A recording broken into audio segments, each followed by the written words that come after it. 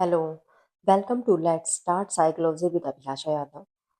हम देख रहे थे सेंसेशन के बारे में। हमने लास्ट वीडियो में देखा था विजुअल सेंसेशन, ह्यूमन आई के बारे में बात की थी। आज हम देखेंगे ऑडिटरी सेंसेशन। हमारे एनवायरनमेंट में जो भी स्टिमुलस हम मतलब सुनते हैं, या जो साउंड की वाइब्रेशंस होती हैं, वो हम ईयर के थ्रू करते हैं।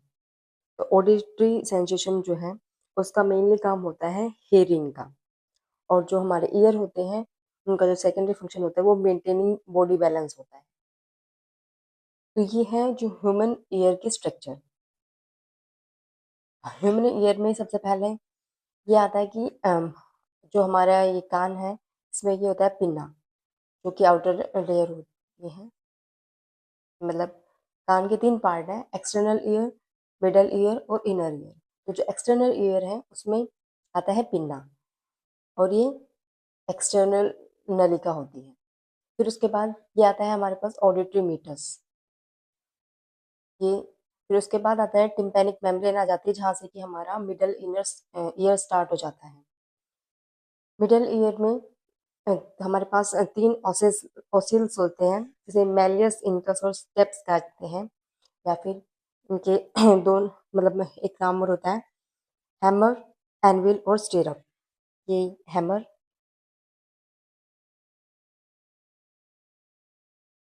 ये एनविल और स्टिरअप।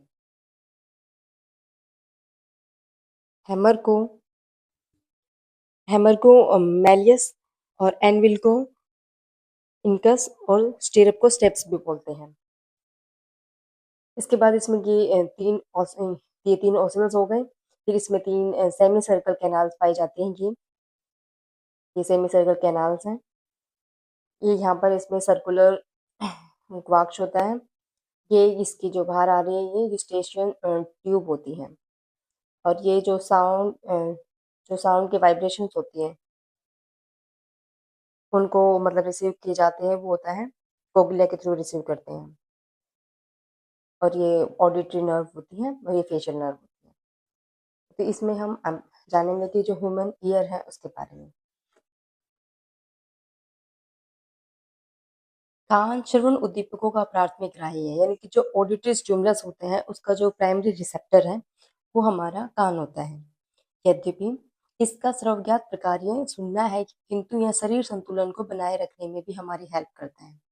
जैसे कि बताया गया है, जो ईयर है उसका पहला काम सुनना होता है, बट इसके साथ साथ में ये बॉडी को बैलेंस बनाए रखने का भी काम करता है। कान की संरचना, जिसके बारे में अभी हमने डिस्कस किया है, वो है बाह्य कान, यानी कि जो एक्सटर्नल एयर है, उसमें इसमें दो प्रमुख संरचनाएं होती हैं। इनके नाम पिन्ना और श्रवण द्वार है, यानी कि ऑडिटरी मीटस है। पिन्ना उपास्थि की कीपदार संरचना होती है, जो परिवेश से ध्वनि तरंगों को एकत्रित करती है। पिन्ना जो हमने अभी देखा, ये जो मतलब कार्टिलेज की बनी हुई होती है, एक कीप लाइक स्ट्रक्चर होती है, जो हमारे एनवायरनमेंट से साउंड की वाइब्रेशंस होती है उनको कलेक्ट करती है। और श्रवण द्वार एक नलिका होती है, जो बाल और मोम द्वारा रक्षित होती है। जो ऑडिटरी मिटस होता है, वो एक ट्यूब लाइक होती है, जो वहाँ पे हेयर और वैक्स से ये कोटेड होती है, जो ध्वनि तरंगों को पिन्ना में कर्णपट्टे तक ले जाती है, यानी कि ये इसको आगे तक कोकिलिया तक लेके जाती है। आती है मध्यकान, यानी कि मिडल ईयर। मध्यकान जो है मतलब ये जो साउंड वाइब्रेशन, जो साउंड वाइब्रेशन है उसको मतलब टिम्पैनम तक लेके जाती है। फिर आता है कि मिडल ईयर। मिडल ईयर में जो है टिम्पैनम, यानी कि जो कर्णपटल है, उससे शुरू होकर ध्वनि कंपन, यानी जो साउंड की वाइब्रेशन के प्रति ये काफी सेंसिटिव होती है। एक पतली झिल्ली होती है, यानी कि जो टिम्पैनम मेम्ब्रेन होती है। उसके बाद एक टिम्पैनम कैविटी आती है। यह एक यूस्ट्रिशियन ट्यूब, जो कि टिम्पैनिक कैविटी में जो वायु दाब, यानी कि एयर का प्रेशर है, उसको बनाए रखने का कार्य करती है। उसकी सहायता से ग्रसनी से जुड़ी होती है, जो फेरिंग्स होता है उससे जुड़ी होती है। कैविटी में ये कंपन में तीन अस्थिकाओं, जिन्हें मैलियस, इंकस और स्टेप्स कहा जाता है, से गुजरती है। तो हमने तीन ओसिल्स की बात की है कि हमारे पास मैलियस, इंकस और स्टेपिस होते हैं। फिर ये जो ध्वनि कंपन की तीव्रता को लगभग 10 गुना बढ़ा देती है तथा उन्हें आंतरिक कान तक पहुँचा देती है। मतलब कि जो हमारे पास साउंड वाइब्रेशन आते हैं एक्सटर्नल ईयर में, तो वो जब वो मिडल ईयर में चले जाते हैं, तो उनकी जो पावर होती है वो 10 गुना ज़्यादा तक बढ़ा दी जाती है। फिर उसके बाद आता है हमारे पास आंतरिक कान। इनर ईयर की एक जटिल संरचना होती है। ये काफ़ी कॉम्प्लेक्स स्ट्रक्चर होती है जिसे झिल्लीदार गहन कहते हैं, जो एक अस्थीकृत आवरण या अस्थिक गहन में रहता है। लिम्फ जैसा द्रव अस्थिक गहन एवं झिल्ली गहन के बीच की जगह में पाया जाता है, जिसे पेरिलिम्फ कहा जाता है। अस्थियुक्त गहन में एक दूसरे से समकोण पर 3 सेमी सर्कुलर कैनाल होती है। एक जो गुहिका जिसे कि वेस्टिब्यूल कहा जाता है और एक जो कुंडलित होती है स्ट्रक्चर उसे कोक्लिया कहा जाता है। सेमी सर्कुलर कैनाल में सूक्ष्म लोम कोशिकाएं होती हैं, जो शरीर में संस्थिति में होने वाले परिवर्तनों एवं शरीर अभिविन्यास के प्रति काफी सेंसिटिव होती है। अस्थियुक्त कोक्लिया के अंदर एक झिल्लीदार कोक्लिया होता है, जिसे स्थाला मीडिया कहा जाता है। इसमें अंतरलसिका भरा होता है, यानी कि इनर लिम्फ भरा होता है, जिसमें एक सर्पिल कुंडलित झिल्ली होती है, जिससे आधार झिल्ली बेसिलर मेम्ब्रेन कहते हैं। इसमें सूक्ष्म लोम कोशिकाएं एक श्रृंखला में व्यवस्थित होकर ऑर्गन ऑफ कोर्टाई का निर्माण करती है। यही श्रवण का मुख्य अंग है, इनके ऑडिटरी के लिए सबसे ज्यादा जरूर है ऑर्गन ऑफ कोर्टाई। फिर बात करते हैं कान की कार्यविधि की, क्रियाविधि की। पिन्ना ध्वनि कंपन को एकत्रित करती है तथा उसे श्रवण द्वार द्वारा कर्णपटय पर तक पहुंचाती है। टिम्पैनिक गुहा जो टिम्पैनिक कैविटी से कंपन 3 छोटी-छोटी अस्थिकाओं को स्थानांतरित होते हैं, जो उसकी शक्ति में वृद्धि करके उसे आंतरिक कान तक पहुंचाती है। आंतरिक कान के अंदर कोक्लिया ध्वनि तरंगों को ग्रहण करता है। कंपन द्वारा अंतरलसिका गतिमान होता है, जो ऑर्गन ऑफ कोर्टिकाई में भी कंपन पैदा करता है। अंत में आवेग श्रवण तंत्रिका को भी जो इम्पल्स होती है वो ऑडिटरी नर्व को भेजा जाता है, जो कोक्लिया के धरातल पर उत्पन्न होता है और श्रवण वर्कुट को जाता है, जहाँ आवेग की व्याख्या होती है। ध्वनि एक उद्दीपक के रूप में हम सभी जानते हैं कि ध्वनि कान के लिए उद्दीपक होती है। बाह्य वातावरण में दाब विभिन्नता के कारण यह उत्पन्न होती है। कोई भी भौतिक गति आसपास के माध्यम जैसे कि कोई वायु है, उसमें अगर ऑब्स्टेकल करता है, कोई बाधा उत्पन्न कर रहा है, तो तथा वायु जो अणुओं को आगे पीछे करती रहती है, इससे दाब में परिवर्तन आता है। जो प्रेशर है उसमें चेंज होता रहता है और जो ध्वनि तरंगों के रूप में बाहर की तरफ फैलता है तथा 1100 फुट प्रति सेकंड की गति से चलता है। किसी तालाब में एक पत्थर फेंकने से जो लहरें उठती हैं, उसी प्रकार ये परिवर्तन तरंगों में चलते रहते हैं। जब ये ध्वनि तरंगे हमारे कान से टकराती हैं, तो ये यांत्रिक दाब परिवर्तनों का एक सेट प्रारंभ करती है, जो अंततः श्रवणग्राहियों को उद्दीपित करता है।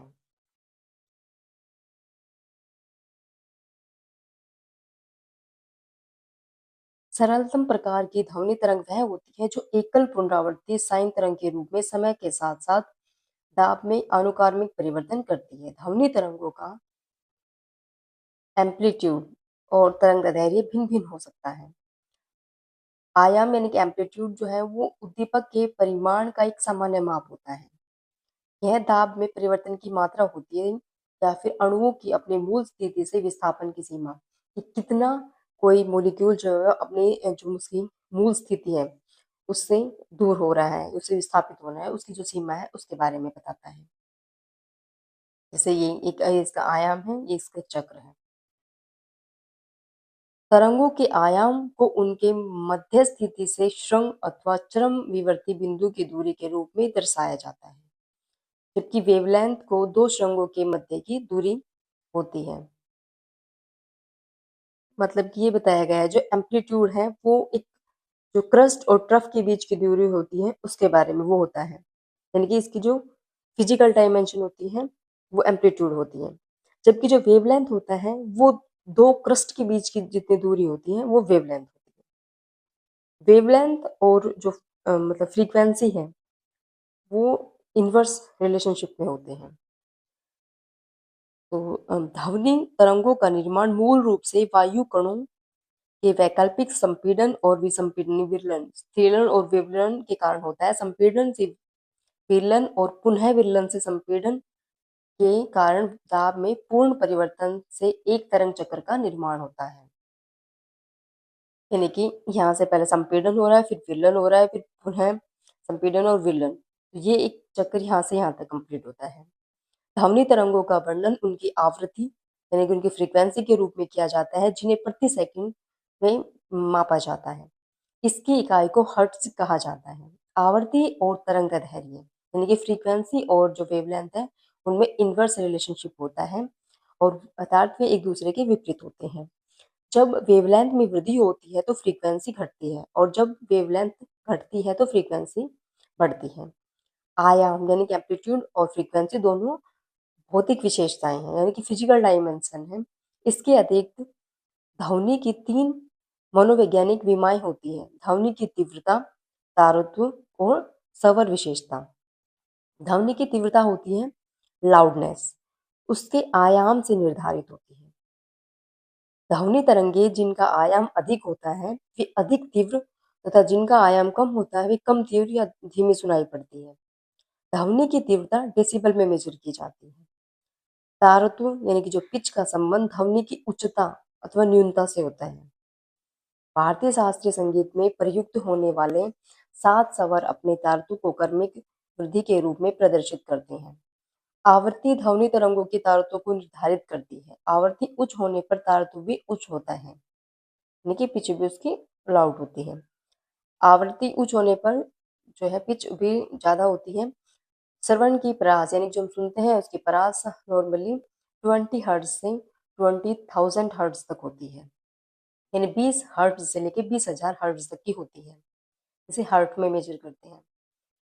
फिर आता है टिम्बर। टिम्बर यानी जो ध्वनि का गुण होता है वो का संबंध ध्वनि की प्रकृति या उसकी गुणवत्ता क्या क्वालिटी है उसकी उसके बारे में बताता है। उदाहरण के लिए एक कार के इंजन की ध्वनि तथा एक व्यक्ति के बातचीत करने की ध्वनि विशेषता या उसका जो ध्वनि का गुण है या टिम्बर के आधार पर भिन्न भिन्न होती है।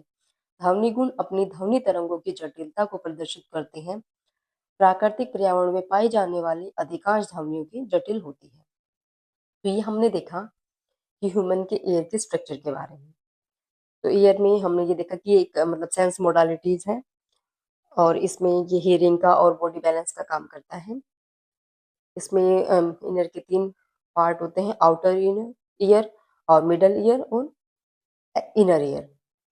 तो जो आउटर ईयर है या जो एक्सटर्नल ईयर है उसमें पिन्ना और ऑडिटरी मीटर्स पाया जाता है। फिर आता है मिडल ईयर। मिडल ईयर में टिम्पैनिक मेम्ब्रेन होती है जो थिन मेम्ब्रेन होती है काफ़ी। उसमें एक टिम्पैनिक कैविटी भी पाई जाती है और उसके अंदर 3 ओसिल्स पाए जाते हैं: मैलियस, इनकस और स्टेपिस। फिर उसके बाद आता है इनर ईयर जिसमें एक मतलब ओवल विंडो होती है और जिससे मतलब ये कोक्लिया में जाते हैं।